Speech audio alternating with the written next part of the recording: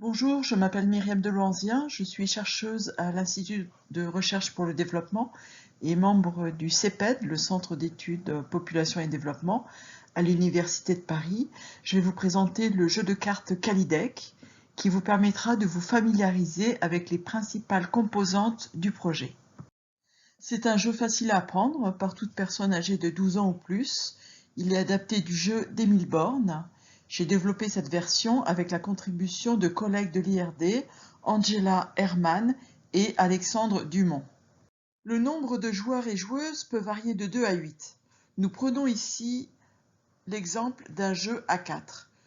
En tant que joueur ou joueuse, vous êtes responsable d'un service de maternité. Vous êtes en concurrence avec les autres joueurs ou joueuses qui travaillent pour d'autres services de maternité. Votre objectif est d'atteindre 40 points et pour cela vous devez effectuer des accouchements. Tous n'ont pas la même valeur. L'accouchement le plus valorisé est l'accouchement par voie basse d'excellence. Il vous permettra d'obtenir 8 points de satisfaction. Vous pouvez aussi réaliser un accouchement par voie basse satisfaisant qui procure 4 points, un accouchement par voie basse acceptable pour 3 points, un accouchement par voie basse sans personne accompagnante qui apporte 2 points, et en dernier recours une césarienne qui ne donne qu'un point. Voici comment se déroule une partie. Tous les joueurs et joueuses s'assoient en cercle. Le ou la plus jeune mélange soigneusement les cartes et en distribue 6 à chaque personne. Les cartes restantes sont placées face cachée au centre de la table pour former une pioche. Les joueurs et joueuses prennent les cartes qui leur ont été distribuées. Ils et elles les gardent cachées de tous les autres joueurs et joueuses. Chaque joueur et joueuse joue à son tour. Le joueur ou la joueuse à gauche de la personne qui a distribué les cartes commence la partie. À chaque tour de jeu, vous prenez une carte dans la pioche. Vous l'ajoutez à celle que vous avez déjà.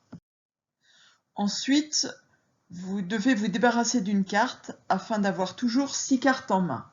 La première chose que vous devez faire est d'ouvrir votre maternité. Pour cela, vous avez besoin d'une carte maternité ouverte. Si vous en avez une, vous la posez sur la table devant vous afin que les autres joueurs et joueuses puissent la voir. Si vous n'avez pas cette carte, vous choisissez la carte dont vous pensez avoir le moins besoin. Vous la placez face visible à côté de la pioche. Elle devient le début de la pile de défausse. Vous devez toujours avoir 6 cartes en main. Une fois que vous avez joué, la personne sur votre gauche joue à son tour. Cette personne joue de la même manière, ainsi que les autres joueurs et joueuses. Une fois que votre maternité est ouverte, vous pouvez commencer votre activité et effectuer des accouchements. Vous les ajoutez devant vous afin que tout le monde puisse les voir. Si quelqu'un dépose la carte maternité fermée sur votre jeu, vous ne pouvez plus effectuer d'accouchement. Jusqu'à ce que vous déposiez une carte maternité ouverte.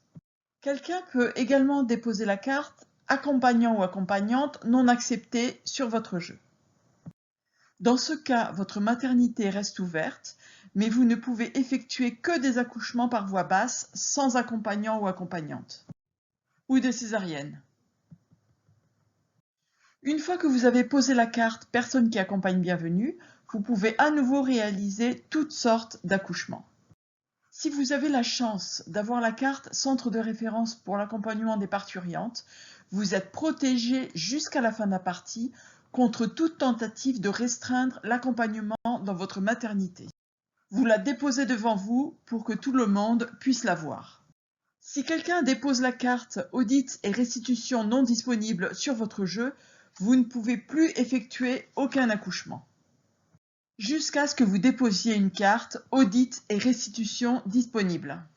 Si vous avez une carte centre de référence pour l'audit et la restitution, personne ne peut vous priver de cet outil jusqu'à la fin de la partie.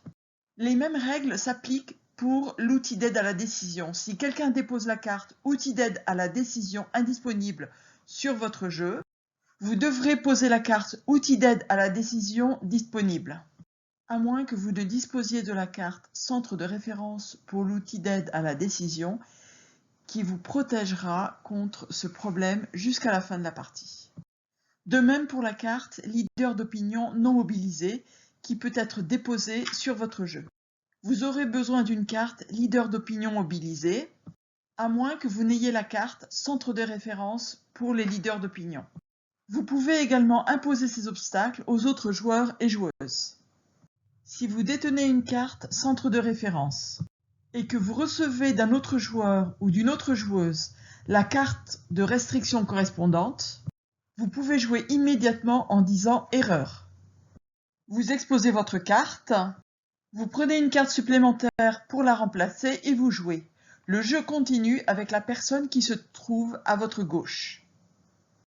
Vous pouvez être empêché de faire des accouchements avec accompagnement en plus d'être privé d'un autre outil comme le ou la leader d'opinion, l'audit et restitution ou l'outil d'aide à la décision. Mais vous ne pouvez pas être privé d'une autre composante en plus en même temps, car toutes les activités de votre service de maternité sont déjà arrêtées. À la fin du jeu, chaque joueur et joueuse calcule ses points. Lorsque plusieurs équipes jouent en même temps, chacune d'elles annonce le taux de césarienne de la personne qui a gagné. On l'obtient en divisant le nombre de cartes césariennes par le nombre total d'accouchements.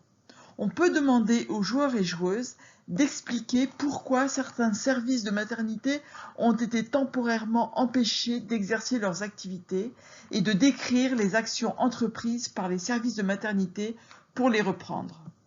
Merci de votre attention et amusez-vous bien.